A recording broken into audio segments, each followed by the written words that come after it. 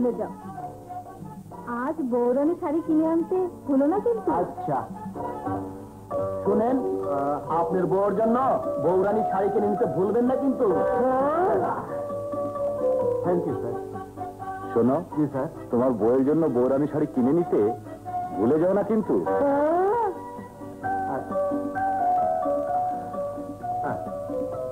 এই যে মিয়া ভাই, আপনার বউর লেগে বৌরানী শাড়ি কিনে লিয়ে যেতে বুঝলেন না কইলাম।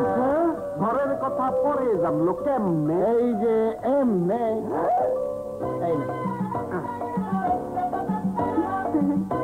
হ্যাঁ, এটাই তো চেয়েছিলাম, বৌরানী শাড়ি।